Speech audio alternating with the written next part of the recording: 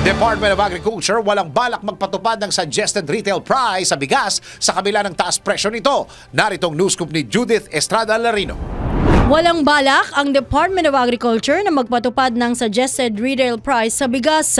Itong binigyan diin ni Agriculture Assistant Secretary at Spokesman Arnel de Mesa sa kabila ng mga report na umabot sa 75 pesos kada kilo ang presyo ng bigas sa Bicol Region.